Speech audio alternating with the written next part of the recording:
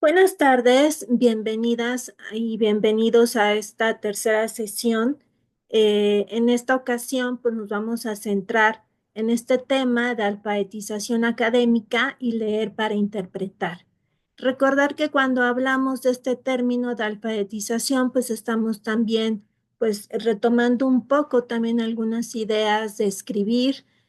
Son procesos que no podemos dejar de lado, tanto escribir como también hablar, como también leer, serían muchos de los procesos que vamos a encontrar interrelacionados, como vimos a lo largo de nuestro curso, pues siempre encontramos cuando hablamos de lectura, pues un poco también nos remitimos a la escritura en cuanto a textos escritos.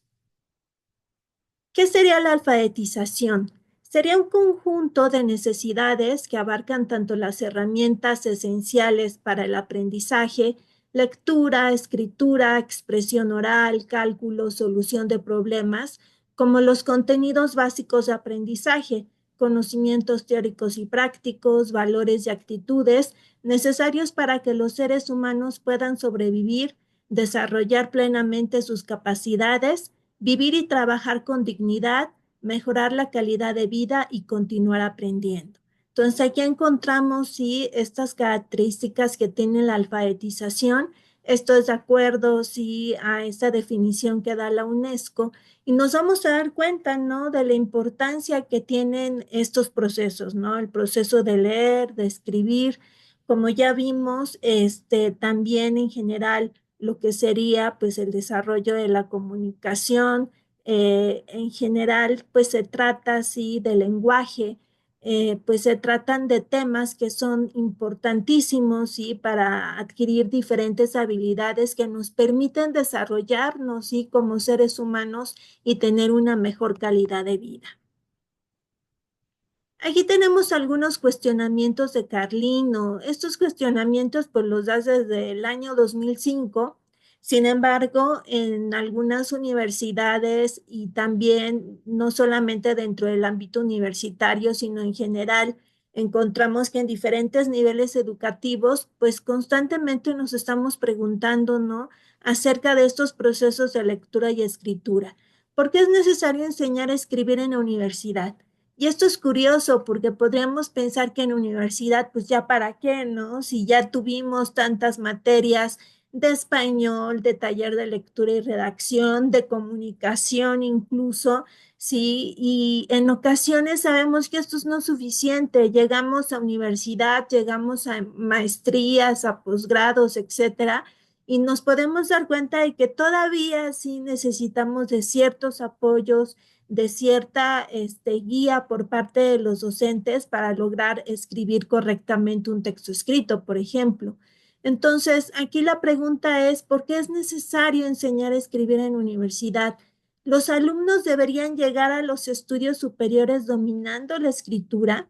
¿No? Si lo pensamos sería pues algo utópico, ¿no? Sería lo ideal, ¿no?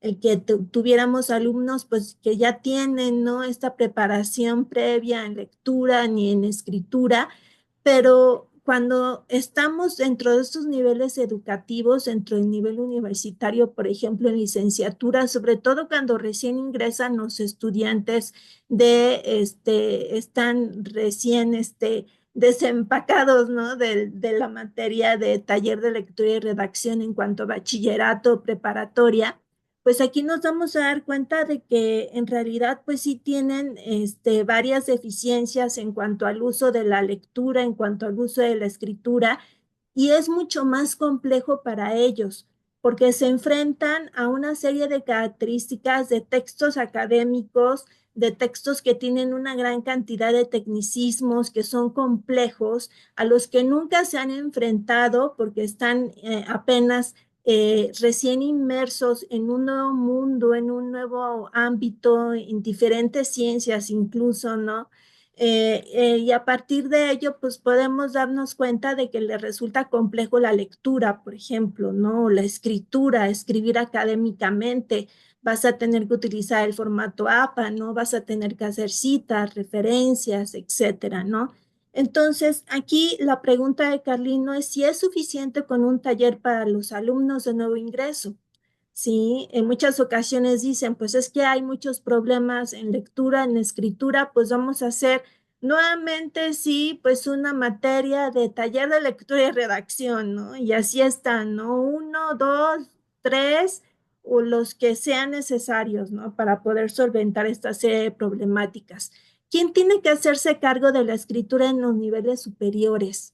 Sí, en muchas ocasiones pensamos, pues es que necesitamos nuevamente un maestro de taller de lectura y redacción o de español, ¿no? Que esté ahí, pues pendiente de que no se incurran en faltas ortográficas, etcétera. Pero dentro del ámbito universitario, sí. Pero ¿qué es lo que vamos a hacer, sí, con estas deficiencias? En muchas ocasiones, incluso han elaborado algún tipo de investigaciones al respecto. Por ejemplo, si nos comparamos con otros países, pues en una ocasión un estudio que se realizó enfocado en la Ciudad de México y en Mérida, ahí vamos a encontrar se focalizó este estudio y entonces se utilizaron resultados de alumnos universitarios y también de egresados, recién egresados universitarios y nos dicen que faltaban como unos 5 años o de 10 incluso años necesarios para poder alcanzar los niveles y habilidades de comprensión lectora, habilidades de lectura y escritura que tienen en otros países, por ejemplo, los universitarios europeos. Entonces, era casi, si hablamos, por ejemplo, de unos 10 años o incluso 15 años, pues es casi como volver a repetir nuevamente, ¿no? Algunos niveles educativos para poder alcanzar niveles de comprensión lectora, niveles de escritura académica que tienen en otros países, ¿no? En cuanto a este estudio que se realizó, ¿no? Entonces, pues sí, es un tanto preocupante, ¿no? El llegar a estos niveles educativos y todavía no tener estas habilidades y aquí algo que nos dice Carlino, sí, es que escribir sirve para aprender, para construir conocimientos. De aquí también la importancia, la relevancia, pues de poder realizar este proceso de escritura correctamente. Aquí tienen este video, me gustaría que lo revisáramos. Es precisamente de esta investigadora argentina, Paula Carlino, que se centra en estos procesos de escritura dentro del nivel universitario, pero que nosotros podemos retomar para diferentes niveles educativos. ¿Por qué? Porque ella habla de verdades muy interesantes, ¿sí? No quiero que en este momento pues les diga yo más y de lo que van a encontrar en el video, pero vamos a retomar constantemente algunas ideas del video para poder revisar si pues esta importancia que tiene la escritura y esta importancia que tienen también estos procesos de lectura dentro de diferentes niveles educativos. Bien, les voy a colocar el video.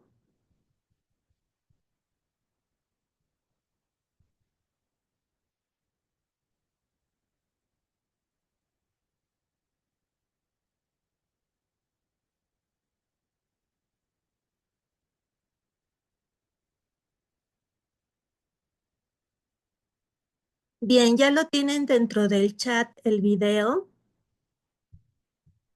Entonces lo pueden revisar por favor y en cuanto terminen colocan listo dentro del chat para que podamos continuar.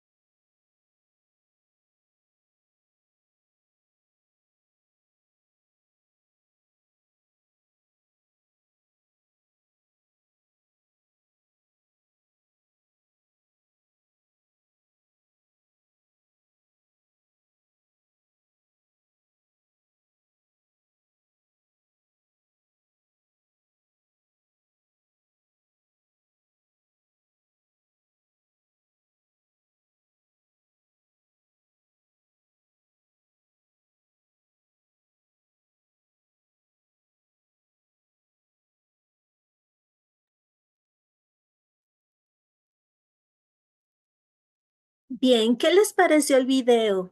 ¿Sí? ¿Quién quiere comenzar?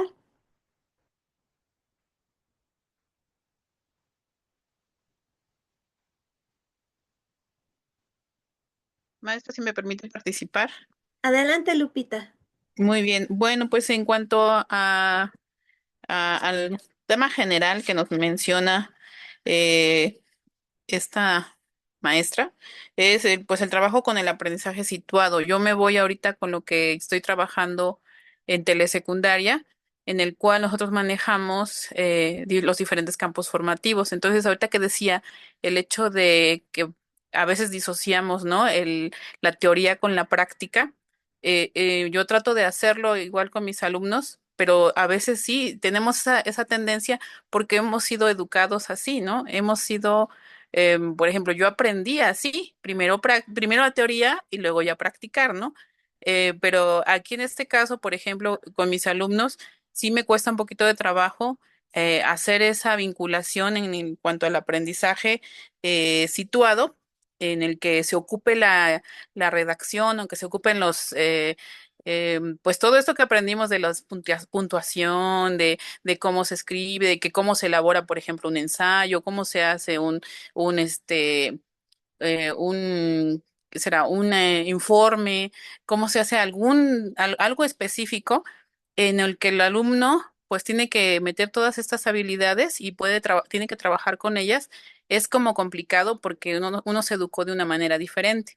Entonces, ahorita, con toda esta revolución que hay con el nuevo plan de estudios, creo que nos ha hecho pensar a nosotros como maestros si de verdad estamos haciendo las cosas bien. Sí, pues de verdad podemos hacerlas, separando también la teoría, porque a veces nos queremos regresar al antiguo modelo en el que, pues primero te explico qué es, cómo, y ya yo nada más hablo y tú no haces nada. Tú nada más recibe, ¿no? Y aquí no, ahorita con este tipo de aprendizaje que se está trabajando con los proyectos, entonces ahorita los alumnos pues van elaborando ellos poco a poquito qué tengo que hacer, cómo lo tengo que hacer. Se empiezan el pensamiento crítico a crecer y de esta manera considero que ya la teoría y la práctica se van conjugando, ¿no? Ahí van poco a poquito y considero también importante que nosotros tenemos que prepararnos para hacer este tipo de situaciones, porque, por ejemplo, este, pues como usted bien decía al inicio de la ponencia ahorita que nos está dando, que la alfabetización viene desde nosotros, ¿no? O sea, de todos vamos alfabetizándonos poco a poquito y en cuanto a la lectura, a la escritura, la tenemos que practicar todos los días la tenemos que hacer y tenemos que hacer que nuestros alumnos se involucren esta alfabetización en todos los conocimientos que están aplicando. Eso sería mi participación. Muchas gracias, Lupita. Yo creo que es muy importante lo que comentas. En general, la práctica, sí, que debemos de darle, sí, a este tipo de conocimientos, sí. Estamos hablando de actividades. Leer y escribir son actividades, sí, por lo tanto, pues necesitamos ponerlas en práctica. Estos proyectos de los que habla seguramente son también proyectos transversales en muchos casos y nos vamos a dar cuenta de que también esto les hace falta a nuestros estudiantes, ¿no? Ellos van a trabajar cuando sean profesionistas con diferentes áreas, con personas también con diferentes conocimientos o si no tienen diferentes conocimientos, aunque sean de la misma área, sabemos que el ponernos de acuerdo para un trabajo en equipo, pues requiere de una serie de habilidades comunicativas, sí, de las mejores que podríamos tratar de implementar, ¿no? Tratar de llevar a cabo. Porque si no las tenemos, estas habilidades comunicativas, pues difícilmente hay actitudes como, por ejemplo, la asertividad, la empatía, sí, que nos ayudan, sí, a llevar un buen proceso comunicativo para poder realizar trabajos en equipo. Bien, pues muchas gracias. ¿Quién más quiere participar, además de Lupita? Yo, maestra, yo quiero. Adelante, Dulce. Pues es que sí es bueno, retomando lo que dice la compañera y lo que vimos en el video, Creo que esto tiene que ver, bueno, cada quien lo ve de manera diferente en el nivel en el que trabaja, ¿no? En mi caso, yo trabajo en preescolar, en primero de preescolar. Y entonces sí tienes razón, el cómo nosotros les enseñamos a los niños, ahorita ya no es que todo lo sabemos nosotras. En nuestro caso, sí tratamos de que pues el niño sea protagonista de su propio aprendizaje, ¿no? A lo mejor tú sí eres ese guía, porque tú los guías realmente, pero tú eres quien les participe y quien les da las herramientas para que ellos lo hagan. En mi caso ahorita de escritura y la lectura, pues creo que tiene que ver mucho las estrategias didácticas y lúdicas que uno emplea, ¿no? Al menos en preescolar y en educación inicial todo es muy lúdico, muy, muy lúdico, y lo enseñamos por medio de, al menos lo que es escritura, tenemos que empezar con lo básico, motricidad, eh, texturas, boleado, rasgado, o sea, todo es un proceso de, o sea, en cada nivel tienes que ser muy consciente de lo que el niño puede hacer y de lo que no puede hacer, ¿no? Pero también entra mucho lo cognitivo. No puedes separar un área de la otra porque realmente estás desarrollando todas al mismo tiempo. Así estás trabajando trazo, por ejemplo, ¿no? El libro de trazo estés trabajando, pero estás trabajando todas las áreas, ¿no?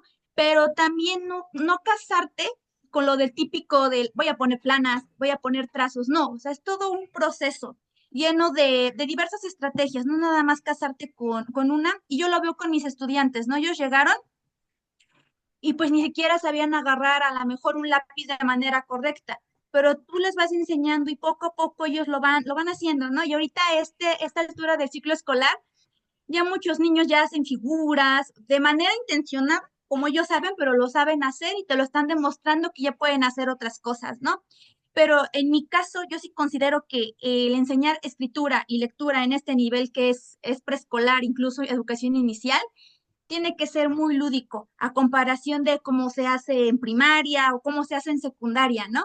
Y como decía la compañera, cuando llegan a un nivel ya secundaria, dices, híjole, es que esto se tuvo que haber trabajado en primaria o en preescolar, ¿no? Entonces caes en cuenta de que muchos dicen a lo mejor, ay, es que en el preescolar no les enseñan nada, o solamente van a jugar y todo eso, y a lo mejor sí, porque sí jugamos un montón en el preescolar, pero siempre lo hacemos con un fin pedagógico, para que cuando ellos se vayan a primaria ya lleven las bases de lo que van a hacer pues en primaria, por eso se llama preescolar, ¿no? Porque los estamos preparando para ya estar escolarizados.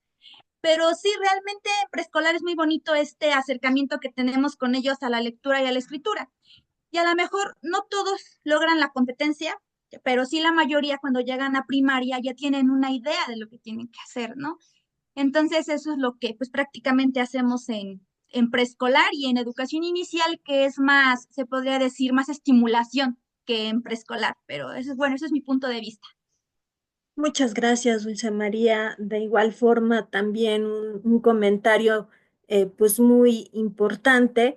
¿Por qué? Porque precisamente los maestros, las maestras de preescolar son muy lúdicos cuando ellos están enseñando, ¿no? Entonces, se utilizan una serie de actividades, una serie de estrategias y que nosotros deberíamos también de conocer y de retomar en otros niveles educativos porque lo olvidamos, ¿no? A lo mejor con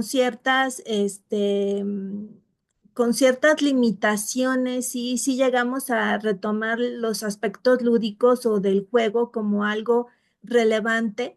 ¿Por qué? Porque sí es un tanto complejo el tratar de comprender que nosotros aprendemos jugando también.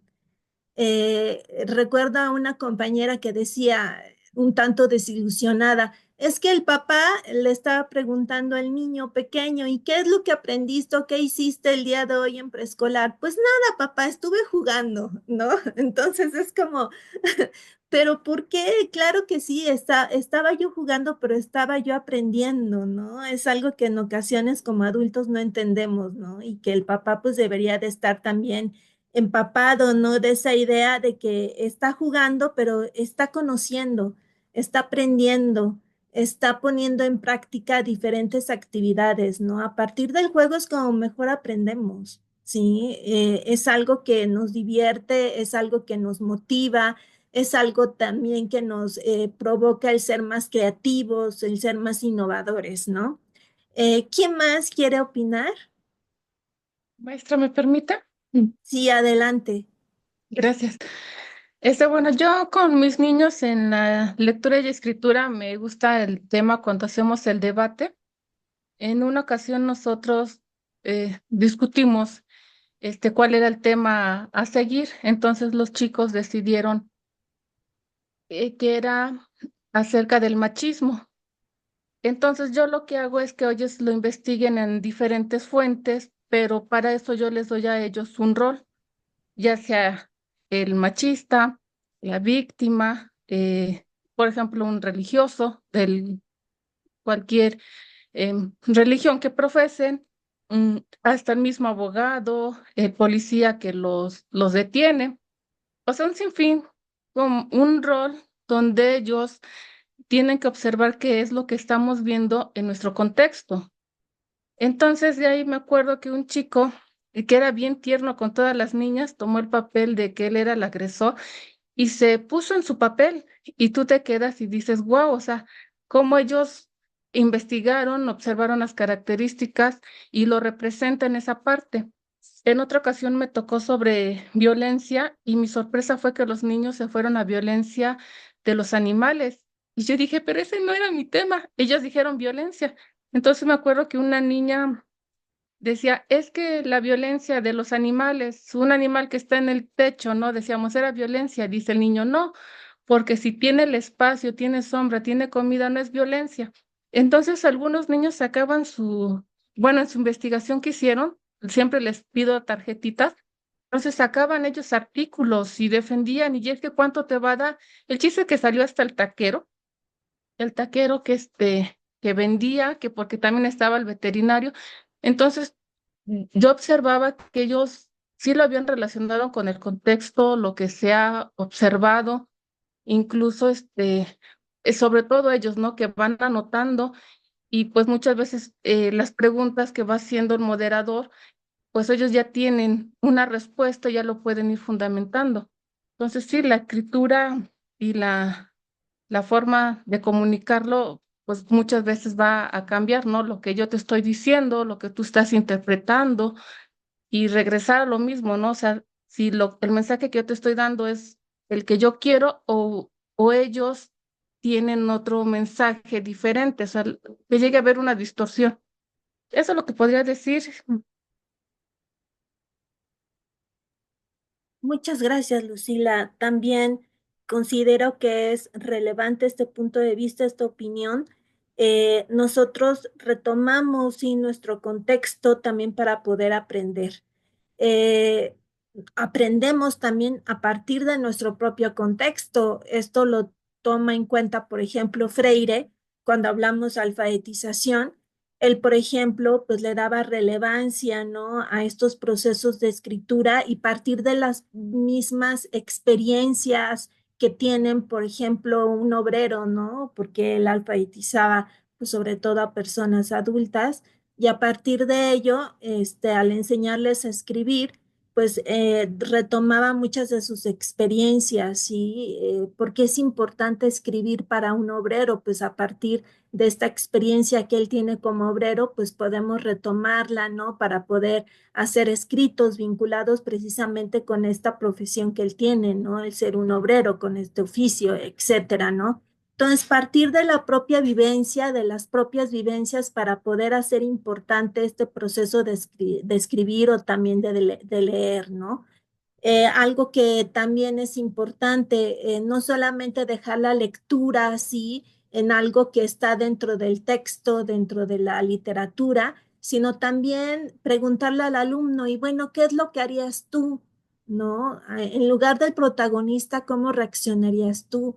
¿O qué hubieras hecho tú en ese caso? ¿No? Entonces, dejar que ellos reaccionen, sí, que ellos se motiven, que ellos también pues tengan esta idea acerca de que leemos para reflexionar o leemos para estar activos, para tener una actitud crítica frente a la vida, ¿no? Entonces, pues ahí estarían algunas de las ideas que comentó Lucila. No sé si alguien más quiera comentar algo con respecto a este video.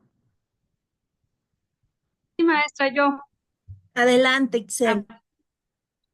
mire, no, no podía conectarme, no pude ver el video, pero a partir de la pregunta que estaba en la pantalla de cómo se debe enseñar la lectura y la escritura, bueno, me gustaría comentar que pues estos dos procesos son procesos muy importantes, complejos, que van uno del otro de la mano y que ya no se llevan de manera mecánica como en programas anteriores. Ahora es todo muy holístico. Entonces, nuestros programas nos lo marcan así, que no tomar la lectura tan mecánica o los ejercicios de escritura como la gramática, todo esto, no, todo tiene que más de ser de un todo, o sea, de manera holística. Entonces, pues partimos de la idea de que la escuela probablemente para muchos de nuestros alumnos son los que podemos acercarle diferentes tipos de textos a nuestros alumnos, ¿no? Textos científicos, textos literarios, textos argumentativos. Entonces, pues nosotros a partir de esto, pues, y gracias a que trabajamos por proyectos, a mí me gusta mucho trabajar por proyectos, podemos revisar y desarrollar el pensamiento crítico de nuestros alumnos, maestra, porque como usted decía, podemos, a partir de textos y que podemos hacer preguntas hacia los alumnos para desarrollar ese pensamiento crítico. Entonces, ¿cómo enseñar la lectura y la escritura? Debe de ser desde nosotros, de manera que a los niños les interese, partiendo obviamente de lo que les gusta. Entonces, por ejemplo, cuando yo planeo un proyecto, este, parto de algún tema que a los niños les llame la atención y que ellos quieran leer los textos que elijan. Entonces, eso a ellos les motiva mucho para leer, maestra. Y posteriormente, pues para producir textos, para que ellos desarrollen, por ejemplo, un ensayo en donde puedan este, desarrollar, valga la redundancia, sus competencias lingüísticas de producción de textos, de oralidad posteriormente para hacer algunas exposiciones. Entonces, estos dos procesos ya se debe de hacer de manera holística, sin que se les obligue a los niños, ¿no? Sino como llevarlos, facilitarles los textos, facilitarles las actividades para que ellos le tomen el gusto a la lectura y a la escritura. Porque si los obligamos a leer un cierto tipo de textos, los niños se vuelven muy reacios a la lectura, ¿no? Entonces, tenemos que buscamos estrategias ya nosotros para poder tomar temas de relevancia social y que a ellos les interesen, que sean en su contexto, y a partir de esto buscar textos y que ellos vayan a investigar y que ellos hagan actividades y productos que les llamen la atención y créeme que eso les hace a los niños el interesarse por escribir, por leer, por investigar, por hacerse mm, niños autónomos en lo que quieren leer, en sus aprendizajes. Y bueno, pues entonces estos dos procesos yo los llevo a partir de proyectos, maestra, de proyectos que les interesen a mis niños, a partir de temas de relevancia, sin que les diga yo, pues vamos a leer esto, vamos a escribir esto. No, ellos van decidiendo qué lecturas van a hacer y yo nada más voy proponiéndoles qué tipo de producciones pueden hacer para escribir, para entregar, etcétera, maestra. Bueno, pues yo llevo así este proceso de enseñanza y lectura con mis niños. Excelente, Excel. También otra experiencia que nos enseña, sí, que nos ayuda precisamente a aprender, sí, a corroborar cómo es que nosotros podemos realizar estos procesos de leer y de escribir. Algo muy importante pues sería esta práctica constante y partir de los gustos de los alumnos. En antaño yo recuerdo que decían, es que a mí me gustó mucho El Principito, pues sí, a ti te gustó, pero quién sabe a tus alumnos, ¿no? Entonces, sí podemos decir que hay obras literarias universales. Sin embargo, hay una gran cantidad de géneros en la actualidad, hay una gran cantidad de textos, sí, que los alumnos pueden retomar y podemos partir de estos gustos, sí, para poder experimentar estas actividades de leer y de escribir, ¿no? A partir de ello podemos hacer unos excelentes lectores o todo lo contrario, ¿no? Si los obligamos, pues a lectores que a lo mejor sí tienen una serie de lecturas, sin embargo no les gusta mucho, ¿no? Dicen, no, no, es que no me gusta mucho leer. Y entonces se pierde, ¿no? Esta experiencia, ¿no? Que implica el comprar un libro, el estar emocionados, ¿no? Porque vamos a leer una nueva novela, un nuevo género, etcétera, cuentos, relatos, poesía, dependiendo de lo que nos guste, pues sí, perdemos, ¿no? Muchas de estas experiencias que tienen los grandes lectores, ¿no? Y que no deberíamos de perderlas, ¿no? Ixel, muy bien, excelente. Maestra, yo que quería comentar algo. Ahorita con la Adelante, tecnología, Lucila. ¿Sí? gracias, ahorita con la tecnología los chicos han manejado mucho la inteligencia artificial. Entonces nosotros nos damos cuenta cuando ellos están escribiendo, porque obviamente las palabras que ellos manejan, pues obviamente a veces hasta nos superan, ¿no? Entonces cuando yo les digo, bueno, a ver qué significa cosmovisión, y se queda. Entonces yo lo que he hecho ahorita para manejar la escritura y la lectura, si ellos, aunque me lo sacan de inteligencia artificial, yo les solicito un glosario donde ellos vayan anotando todas las palabras que desconocen, por lo menos si ya se están apoyando de la tecnología, pues conozcan el significado de cada una de las palabras. Era todo, Sí. muestra, gracias.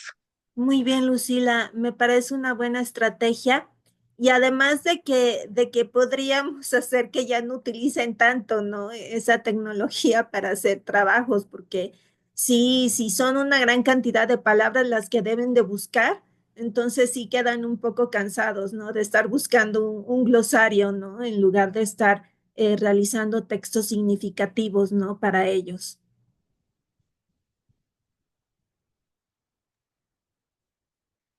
Bien, pues aquí está precisamente algunas de las ideas nuevamente de Carlino, ¿sí? Nos dice que cada nivel educativo culpa al anterior de las faltas de habilidades de escritura y de lectura. Sí es cierto, como nos estaba comentando una de sus compañeras, en muchas ocasiones pensamos, pero es que ¿por qué llegan así los alumnos, ¿no? De secundaria? Seguramente no aprendieron nada en primaria, ¿no? Y así sucesivamente, ¿no? Llegan a nivel universitario, pero es que ¿por qué están así los alumnos, ¿no? De recién ingreso, de preparatoria, no, es que en preparatoria no aprendieron nada, ¿no? Y así sucesivamente estamos culpando a cada nivel educativo, sí, anterior de las faltas de habilidades. Está también esta idea de Russell, que persiste la idea de que la escritura y la lectura son habilidades aprendidas en determinado nivel, sobre todo en un nivel básico. Y también es otro error, ¿no? En el que podemos caer. Nosotros a lo largo de toda la vida estamos aprendiendo estrategias de lectura y de escritura. Alguien que tenga a lo mejor un postdoctorado no puede decir que ya sabe por completo todas las estrategias de lectura y escritura. Sería un error, ¿no? El pensarlo de esta forma, porque aunque ya tiene cierta experiencia y tiene ciertas habilidades, no puede decir de cualquier forma que ya está por completo, ¿no? Alfabetizado, porque constantemente estamos aprendiendo estrategias a lo largo de toda nuestra vida. Los talleres de lectura y escritura al inicio de las licenciaturas no son suficientes. Nunca va a ser suficiente un taller de lectura y redacción, por ejemplo, dentro del ámbito universitario y pensar que con eso pues ya podemos solucionar todos los problemas. Esto es un error, sí, y dice que solo los maestros de español o lenguaje son los que deben de enseñar a leer y escribir. Otro error, sí. Cada uno de los docentes sí se debe de hacer responsable de la lectura y de la escritura, independientemente que sea de matemáticas, que sea el maestro de español, que sea el maestro de educación física, sí, hasta el maestro de educación física también lo podemos incluir dentro de estas actividades, porque bueno, cada uno de nosotros, sí, como maestros, como docentes, pues tenemos esa responsabilidad de enseñar a leer y de enseñar a escribir en diferentes asignaturas, sí, y esto es algo que retoma Carlino, ¿no? Nos dice que, por ejemplo, en el nivel universitario también deberíamos de tomar en cuenta esto, ¿no? Que no importa que seas el maestro de este taller de lectura y redacción dentro del nivel universitario o que seas el maestro de cálculo, ¿no? Tu deber, sí, como docente es enseñar a leer y enseñar a escribir. ¿Cómo le enseñas a un alumno, ¿no? A escribir, por ejemplo, en matemáticas o en biología, en diferentes asignaturas? Es precisamente algo que le va a servir como enseñanza a partir de estos formadores, de estos docentes que seguramente al ser un biólogo, pues tiene más experiencia en leer textos de biología y seguramente le va a enseñar una serie de estrategias para poder comprenderlos mejor. Entonces, a partir de ello encontramos, ¿no? Estas ideas que son importantes de llevar en diferentes niveles educativos. Hay que hacerse cargo, sí, de la lectura y de la escritura en cada una de las asignaturas. Escribir contribuye al aprendizaje de los conceptos. Escribir exige poner en relación el conocimiento viejo y nuevo. Para enseñar a leer y escribir se necesita que los alumnos implementen estrategias. La tarea del maestro es ayudar a leer y escribir para aprender, para conocer. Todos los maestros deben de hacerse cargo de la lectura y de la escritura en su materia, como ya lo había comentado, porque a partir de ello, pues nosotros vamos a encontrar que pues enseñan mejores las estrategias y además ya no se queda todo el trabajo en un solo docente, ¿no? En el docente de español o en el docente de redacción, sino que aquí cada uno se hace cargo de estas actividades y a partir de ello encontramos, sí, que se va a reforzar esta actividad de leer y de escribir. Leer es una actividad que se aprende durante toda la vida, un proceso cognitivo complejo que requiere que un lector medite o reflexione, se esfuerce, se corrija e identifique sus progresos y retrocesos. Leer no es solo descifrar, sino comprender el texto escrito.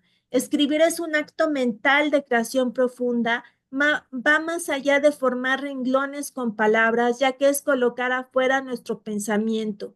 Escribir es reescribir, hacer correcciones y borradores hasta llegar a la versión final. Entonces encontramos estos procesos y estas actividades de leer y escribir, pues realmente pues modificadas, y ya no es como en antaño que nos pedían un resumen y hacíamos la copia textual, sino ahora es hacer, por ejemplo, un resumen y es aplicar un pensamiento sistemático, pues para poder hacer este recorte de ideas principales, de ideas secundarias, ¿no? Retomarlas para hacer un resumen, ¿no? Poder hacer una paráfrasis, ¿no? Antes de colocar el texto completo y colocar alguna cita, ¿no? Para poder colocarle una cita textual dentro de ese resumen. O sea, son procesos muy diferentes, ¿sí? Son complejos, ¿sí? No vamos a decir que son fáciles, pero vamos a tener alumnos que son más reflexivos, que son más críticos. Hablar es expresar un pensamiento por medio de palabras. Hablar es transmitir información, algo que todos somos capaces de hacer sin demasiada dificultad. Comunicar es además mover una emoción. Comunicar es competir porque queremos que nuestras palabras sean las que permanezcan en la memoria de los oyentes, ¿no? Entonces aquí está la diferencia entre hablar y comunicar. Comunicar va más allá, sí, te permite mover una emoción al comunicar. Iletrismo, sí, o analfabetismo funcional. Sabemos que Ferreiro explica que el iletrismo es el nuevo nombre de una realidad muy simple. La escolaridad básica universal no asegura la práctica cotidiana de la lectura, ni el gusto por leer, ni mucho menos el placer por la lectura, ¿no? Entonces es algo que nosotros debemos eliminar, el iletrismo, sí, el analfabetismo funcional. Hay muchas personas, sí, que aprendieron a leer y a escribir, pero simplemente, sí, por dejar este hábito, pues se les olvidan las estrategias, se les olvida aplicar, sí, estas estrategias posteriormente y llegamos a este iletrismo, ¿sí? Que tiene que ver precisamente a que tú sabes leer y escribir, pero olvidas, sí, precisamente estas actividades por la falta de práctica. Hoy en día leemos en Internet y debido a que se escriben y se publican en la red textos en diferentes idiomas escritos por personas de diferentes culturas y posturas, debemos de ser muy críticos y comprender la ideología que implica, de acuerdo a Casani, identificar el propósito del discurso, la máscara face del autor, la actualización de voces y temas, etcétera. Reconocer el género discursivo y la apropiación que hace de él el autor, elaborar una interpretación personal del discurso, calcular su impacto en nuestra comunidad y reaccionar. Entonces, de acuerdo a estas ideas que nos está comentando Casani, pues no se trata únicamente, sí, de leer un texto en Internet, sino se trata de actividades mucho más complejas que tienen que ver con esta interpretación crítica que se debe de hacer del discurso, sí, el calcular, sí, pues cuál es el impacto, sí, en nuestra comunidad, el descubrir cuál es la actitud, sí, cuál es la máscara, sí, face, sí, que encontramos dentro de este texto, porque en ocasiones nos dice Casani, hay que leer no solamente el texto, sino que hay que leer a través, sí, del texto, sí. ¿Esto qué quiere decir? Que nosotros debemos de ir más allá, ¿no? ¿Qué es lo que hay detrás del texto, sí?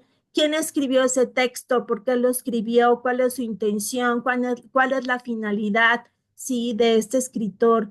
¿Qué es lo que intenta provocarnos, no?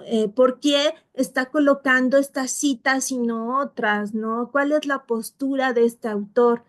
¿Por qué está tratando de convencerme de algo, no? ¿Y cuál va a ser mi postura al respecto? ¿Cuál es mi opinión al respecto también? ¿Estoy de acuerdo con él o no? ¿No? Entonces, ir más allá, sí, dentro de estos géneros y sobre todo dentro del texto que nosotros encontramos en Internet. Aquí tienen estos otros videos, sí, que hablan precisamente acerca de analfabetismo funcional y que pues nos llevan precisamente a esta idea. Se los voy a dejar, sí, para sus casas, ¿no? Para que lo revisen y se van a dar cuenta de que precisamente es muy recurrente ya esta problemática de iletrismo. No solamente estamos hablando de que es un problema en Latinoamérica, sino en general en todo el mundo, ¿sí? ¿Qué es lo que pasó, por ejemplo, con Estados Unidos? En Estados Unidos también encontramos, sí, esta falta de analfabetismo, no, más bien este analfabetismo funcional, sí, sí lo podemos encontrar. Se encontraron que, por ejemplo, incluso en niveles universitarios, pues casi no existía esta comprensión lectora. Entonces se llegaron a retomar, sí, muchas materias vinculadas, por ejemplo, con pensamiento crítico. Se llegaron a retomar nuevamente estas prácticas del discurso argumentativo para poder entender y comprender mejor las lecturas y escrituras dentro del nivel universitario. Entonces, no es únicamente un problema que podríamos colocar dentro del nivel educativo universitario, sino en diferentes niveles educativos y también en diferentes países. Aquí tenemos estas ideas acerca de cómo nosotros podemos mejorar la interpretación de un texto escrito de acuerdo a Casani. En primer lugar, debemos de preguntarnos, pues, ¿quién es el autor? Puede ser una persona, un grupo de amigos, un equipo de profesionales o toda una institución o un país. Siempre hay alguien detrás de un escrito. Incluso los anónimos fueron escritos por personas de carne y hueso que en este caso se esconden. Conocer al autor permite contextualizar mejor su texto. Busca información de él o ella en Internet o en la biblioteca. Investiga quién es, dónde trabaja, qué ha publicado antes, cómo ve el mundo, qué piensan de él o ella otras personas que conozcan y que te merezcan confianza, ¿no? Entonces, saber quién es el autor, cuál es la experiencia de este autor en el tema, cuál es su formación en el tema, ¿no? Esto también sería muy relevante de saber cuando nosotros realizamos una lectura. ¿Qué pretende? Es la pregunta más importante. Escribir es laborioso y si alguien se ha tomado la molestia de hacerlo es porque pretende algo, convencernos una propuesta, difundir una idea, criticar a alguien. Pregúntate por qué el autor escribió eso y qué intereses tiene. Además, es habitual que existan otros autores con propósitos opuestos. Averigua qué otros autores existen y cuáles son sus intenciones, alternativas. Conocer el entramado de autores y propósitos ayudará a situar cada texto. ¿Dónde y cuándo se ha publicado? Fíjate en la editorial, en el periódico o en la web en que se ha publicado el texto. Averigua qué otras actividades hacen, en qué ámbitos o sectores de la sociedad se mueven, quién es su dueño. Presta atención a la valoración social que se hace de ellos. ¿Es un periódico serio o sensacionalista? ¿Es la web de una universidad reconocida, de una organización sin ánimo de lucro o de una secta proselitista? ¿Es una editorial de prestigio o comercial? Los textos heredan en parte los valores que tienen los medios en que se publican. Al analizar a los medios podemos entender mejor los textos particulares que han publicado.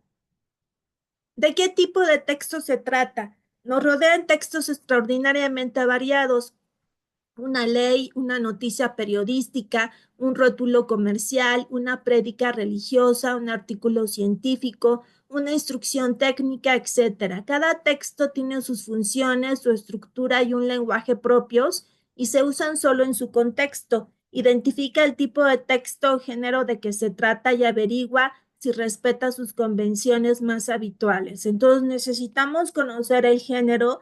Necesitamos conocer qué tipo sí, de texto es y cuáles son sus características principales, así como funciones y su estructura. ¿Qué tipo de información aporta? Los textos aportan datos de naturaleza diversa. Una noticia expone hechos empíricos y debe de ser objetiva y detallada. Una columna de opinión expone un punto de vista y debe de ser clara y convincente. Una ley y una norma detallan las reglas o los principios que deben seguirse y son precisos y evitan las ambigüedades.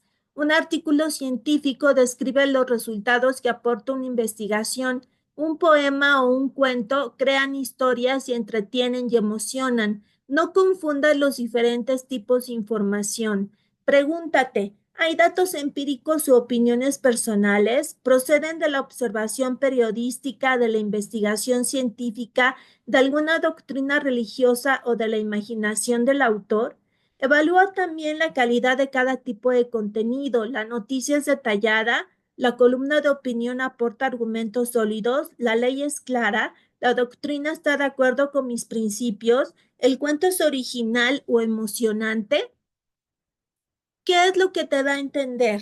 Lo que se da a entender. Muchos textos comunican ideas y puntos de vista de manera implícita, con presuposiciones, ambigüedades o dobles sentidos. A menudo estas ideas son tan importantes como el resto o incluso más. Fíjate en estos ejemplos. Al decir es catalán pero muy vago, se está presuponiendo el tópico de que los catalanes son trabajadores.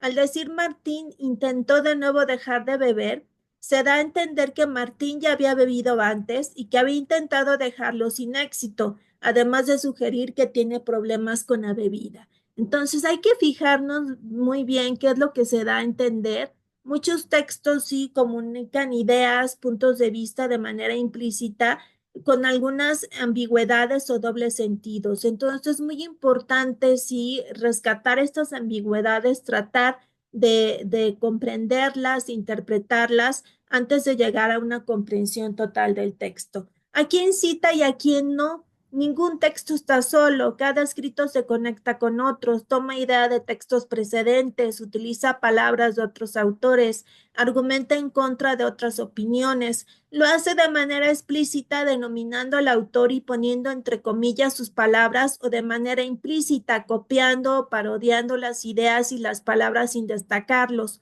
Estas citas ejercen varias funciones, otorgan autoridad al texto. Al citar a alguien importante o a una ley, lo relacionan con una corriente de pensamiento. Al citar a un autor significativo o significado en este sentido, critican una opinión al citar a un contrario o incluso ironizan o satirizan algo al citar con humor. Conviene tener presente que las palabras citadas no siempre tienen el mismo significado que tenían en el texto original. Lee atentamente el texto identifica las ideas y las palabras procedentes de otros escritos y autores. ¿Son explícitos o implícitos? ¿Qué función desempeñan? En muchas ocasiones no nos damos cuenta de que al citar a determinados autores, pues nosotros ya estamos determinando un enfoque, una postura sobre ciertos temas, ¿sí? Entonces es muy importante el revisar si a quién está citando, a quién no, por qué está omitiendo sí a ciertos autores, qué palabras utiliza el texto. El autor ha elegido unas palabras y ha descartado otras, y esto puede darnos pistas porque las palabras cargan con las connotaciones del día a día. Fíjate en las diferencias que hay al escribir los alumnos los alumnos o los alumnos y las alumnas o el alumnado.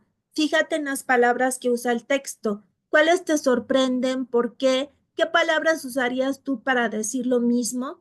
¿Cuál es tu opinión? No confundas comprender un texto con estar de acuerdo con el contenido, con lo que dice. Muchos textos que podemos entender bien pueden expresar ideas opuestas a las nuestras, pueden utilizar un lenguaje que nos disguste o incluso despertar sensaciones desagradables. Por ello es importante que tengas claras tus propias ideas y sensaciones y que las contrastes con las del texto. ¿Te gusta o no? ¿Estás de acuerdo? ¿En qué puntos discrepas? ¿Cómo lo explicarías tú? Sí, también en ocasiones estamos tan acostumbrados ¿sí? A que a lo mejor nos dejan pues un examen del texto con un significado un tanto más literal, ¿no? Y nos hacen preguntas literales de este texto, ¿no? ¿Y quién es el personaje principal? ¿Y cuántos años tenía el personaje antagonista, ¿no? Entonces son preguntas que tienen que ver con que si leíste o no el texto y no tanto con la comprensión global del texto escrito, porque para ello tendrás que hacer una interpretación, ¿no? del texto escrito y retomar muchas de estas preguntas para hacerlo de forma crítica, ¿no? Entonces tiene que ver precisamente con este gusto. ¿Por qué te gusta el texto? ¿Por qué no? ¿No? ¿Estás de acuerdo con lo que está diciendo el autor? ¿Por qué estás en desacuerdo, no, con el autor? ¿Qué es lo que tú cambiarías, no, dentro de este texto? ¿Cómo lo explicarías tú? ¿En qué puntos discrepas y por qué? ¿No? No solamente decir, no, pues no estoy de acuerdo con el autor o no me gustó el texto, sí, pero ¿por qué? Sí, ¿por qué no te gustó? A lo mejor es el género, a lo mejor es el estilo, pero podemos ir más allá, sí, antes de descartar algunos de estos textos, ¿no? Entonces aquí no sé si tengan alguna duda, alguna pregunta con respecto a lo que hemos estado hablando o algún comentario, ¿no? Mm, bueno, de mi parte no tengo dudas, maestra, pero estos puntos que ahorita fue comentando, las 10 claves para aprender a interpretar, pues podemos retomarlas para eh, ayudar a nuestros alumnos a desarrollar su pensamiento crítico. Ahora que regrese yo a clases, a lo mejor podría tomar algunas de estas. Este, pues para llevar algún texto interesante y presentárselo a mis niños y que contesten alguna de esas preguntas para que ellos pues empiecen a desarrollar su pensamiento crítico y además aprendan a leer, porque leer no es decodificar, leer es interpretar un texto. Entonces, con estos 10 pasos, con esas 10 claves, creo que me va a ayudar mucho. Voy a tomarlas en cuenta para aplicarla con mis niños maestros. Muchas gracias. No, de qué excelente, Excel. A mí me parece muy importante esto que comentas y de hecho por eso nos gustan tanto este tipo de clases cuando la mayoría de los educandos, de los estudiantes son maestros o son maestras porque sabemos que el conocimiento no se va a quedar únicamente dentro de una persona, sino que enseguida ustedes les enseñan a sus alumnos, ¿no? Entonces, sabes ahí la importancia, ¿no? de formar a maestros, a maestras, a profesores, ¿no? Precisamente cuando tienes precisamente a estos estudiantes que son como ustedes, tan preocupados, ¿no? Tan casados con su profesión, ¿no? Y que merecen también pues toda nuestra alabanza, ¿no? Y todo nuestro reconocimiento cuando ustedes pues están en este momento pues con sus estudios, están continuando con sus estudios, están interesados en que sus alumnos pues sigan aprendiendo y que sigan conociendo acerca del tema. Muy bien, Ixel. Excelente.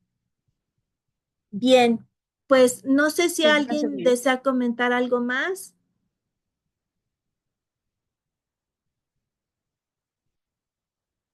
Bien, pues aquí me gustaría entonces retomar esta idea. ¿Qué me llevo del curso? Sí, vimos una serie de temáticas, sí, vimos una serie de textos, sí, del que hicimos resúmenes, hicimos algunos cuadros sinópticos, mapas mentales, en fin, ¿no? Una gran cantidad de actividades que realizaron con estos textos, sí, realizaron diferentes interpretaciones, escribieron, ¿no? Escribieron ensayos, escribieron reportes, escribieron también una serie de textos muy diferentes, ¿no? Muy complejos.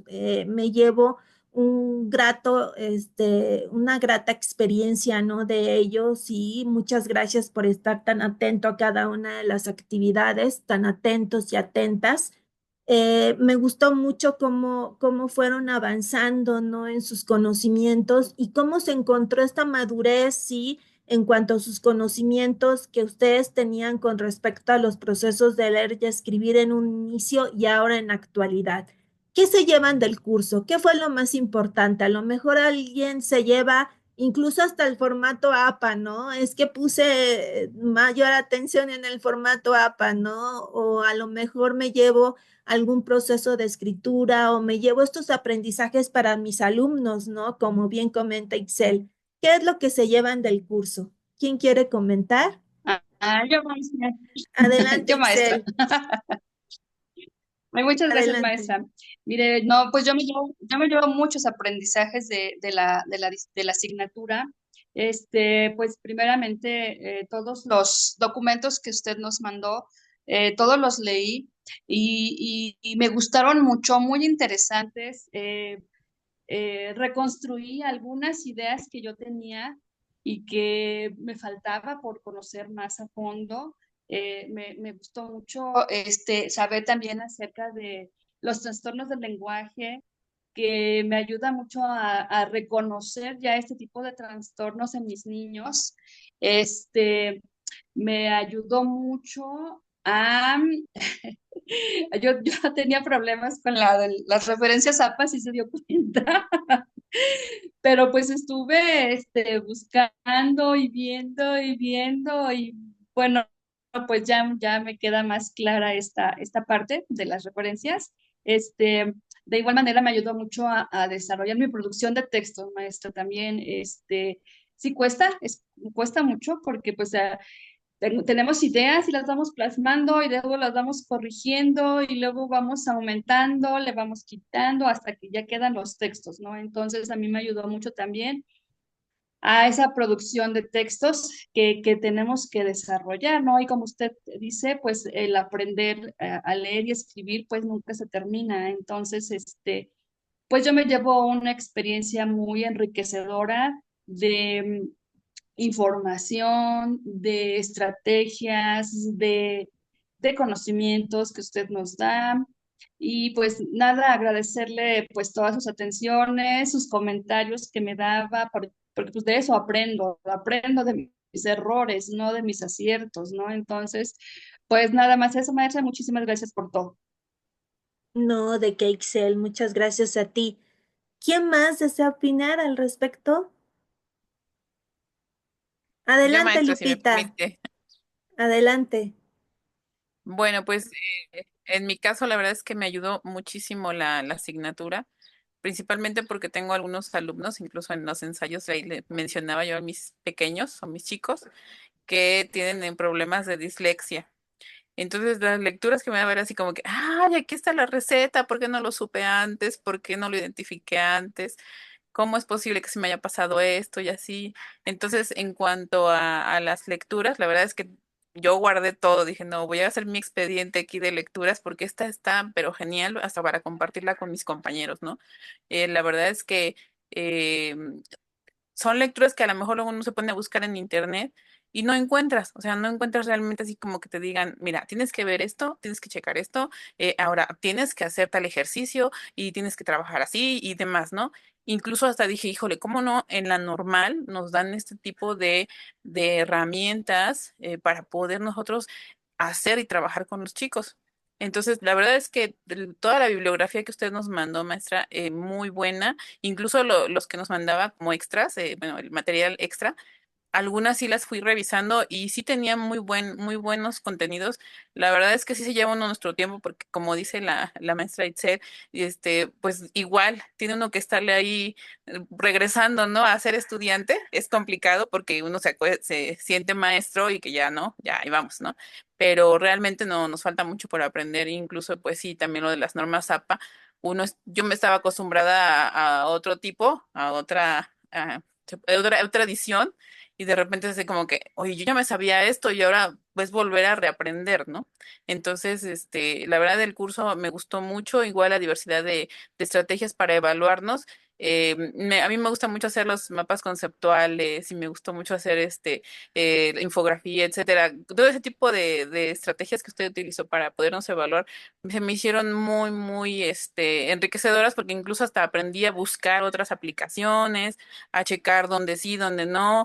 Y sí, algunas tuve algunos errorecitos ahí de acentos principalmente, porque no sé por qué no se ponían, pero bueno, la verdad es que me llevo un buen sabor de boca de este curso.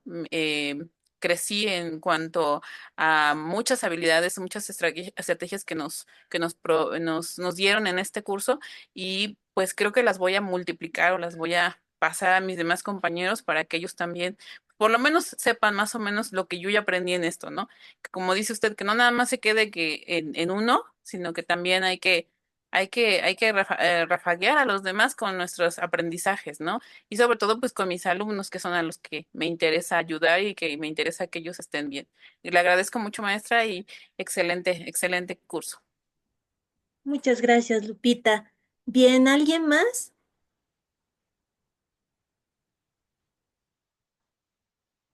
Bien. Pues Yo, maestra, nuevamente, yo quiero. ay, adelante, Es Dulce, que tuve adelante. que cambiarme de lugar. No hay cuidado, adelante, Dulce. Pues creo que, bueno, igual que las compañeras, me llevo un buen sabor de boca del curso. Todavía recuerdo que la primera reunión le pregunté que si nos iba a dar la segunda materia, bueno, la segunda parte de la optativa. Y la verdad es que cuando escogí la optativa, yo dije, Tiene que ser algo que me sirva a mí, ¿no? En mi nivel de trabajo". Y la verdad es que creo que escogí muy bien. La verdad es que las actividades fueron muy diversas. Me gusta mucho que no se casó solamente con el hecho del, ay, vamos a hacer puros resúmenes, ¿no? Resumen, resumen, resumen. No, siento que la diversidad de actividades que nos dejaba hizo que el curso a mí, al menos en lo personal, se me hizo muy bonito, me gustó. Ni siquiera lo sentí pesado, o sea, era como de, a ver, ¿qué nos dejó la maestra hacer? Decía, pues como decía la compañera, no, una infografía, pues vamos a hacerlo. No sentí el curso tedioso, me gustó mucho, la verdad es que siento también que aprendí muchísimo y lo que veía a veces en la escuela, se los compartía a otras maestras en el trabajo y siempre me ha gustado compartir lo poquito que sé, ¿no? Como de, no, pues yo en la escuela vi esto y esto y esto y el otro. Y entonces, realmente siento que sí aprendí muchísimo. Lo mismo de las maestras, el estar, ¿cómo se dice? Familiarizarte con un nuevo estilo, hacer esto, hacer el otro, porque cambiamos de maestros cada 4 meses, ¿no? Y ya te acostumbraste a un maestro y viene otro maestro y otra forma de trabajo, ¿no? Pero con usted en lo personal siento que no sé, no me costó trabajo adaptarme. O sea, entonces fue un buen curso. La verdad es que como me hubiese gustado que siguiera con nosotros en el siguiente. La verdad es que me gustó mucho y también por sus comentarios, la verdad es que siempre decía, ay, no, sí tiene razón la maestra, ¿no?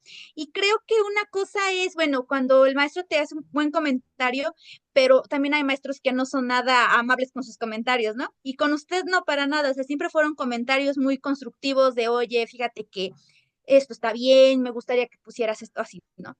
Entonces, la verdad es que gracias, maestra Gaby, a mí me gustó mucho su curso y pues espero que en lo que queda, porque ya me queda poquito también para terminar, a ver si en otro curso nos vuelve a tocar trabajar juntas, porque realmente me gustó mucho trabajar con usted. Muchas gracias, Dulce María. Muchas gracias también, Lupita, Ixel. Yo creo que me llevo también muchos aprendizajes de ustedes, ¿no? Cuando yo digo que aprendo de mis alumnos, realmente aprendo de ustedes y les agradezco también por cada uno de los aprendizajes que me llevo. En general, esta motivación, ¿no? Este entusiasmo por las clases pues es lo que ustedes me dejan, ¿no? Y diariamente, pues nosotros leemos, seleccionamos los textos, seleccionamos las actividades, las planeaciones, etcétera, pues a partir precisamente de quiénes son nuestros alumnos, ¿no? A lo mejor de Lupita, pues me llevo pues cierto gusto, ¿no? Por ciertas ideas, por ciertas actividades que ella también mencionaba a sus alumnos. Y entonces yo digo, pues bueno, esto también me puede servir a mí. Y entonces una serie de reflexiones, de experiencias. Yo siempre he pensado que a partir de estas experiencias nosotros podríamos pues aprender como docentes un poquito más, ¿no? Siempre dejamos de lado nuestra experiencia en los diferentes niveles educativos y yo creo que es algo que nos enriquece, ¿no? A cada uno de los docentes, ¿no? Si hiciéramos este tipo de foros, ¿no? De compartimiento de ideas, pues yo creo que seríamos mejores maestros, ¿no? En ocasiones no da tiempo, sí, el compartir nuestras ideas. No sé si les pasa en sus diferentes niveles educativos que quieren compartir algunas ideas y no hay tiempo, ¿no? Estamos en el día a día, las planeaciones, ¿no? El terminar con un curso, etcétera, pues es bastante complejo, ¿no? Y sin embargo, pues el compartir estas experiencias dentro de este campo formativo, dentro de esta asignatura, pues es un trabajo muy importante. Yo diría que es muy enriquecedor y pues les agradezco por ello, ¿no? Les agradezco por cada uno de sus trabajos, por su interés en la asignatura. Muchas gracias y espero que tengan una excelente tarde. Les agradezco como siempre que se hayan tomado el tiempo para estar dentro de esta sesión. Me voy a despedir de cada uno de ustedes, como siempre. Muchas gracias, Liliana. Muchas gracias, Dulce María, Lupita, Ixel por estar dentro de esta sesión, por tomarse el tiempo. En ocasiones es un tanto complejo, ¿no? El destinar algunos minutos para poder estar, sí, en contacto. Sin embargo, a mí me parece fundamental también el considerar esta serie de videoconferencias, de sesiones en línea que nos permite pues estar en contacto y compartir estas experiencias de viva voz. Muchas gracias a cada una de ustedes, maestras. Que tengan una excelente tarde, que descansen. Gracias, maestra. Que Gracias, la pasa maestra. bonito. Gracias, maestra. Hasta luego. Muchas gracias. Muchas gracias. Excelente Hasta luego, tarde. maestra, que esté muy bien. Le Muchas agradezco. gracias. Adiós.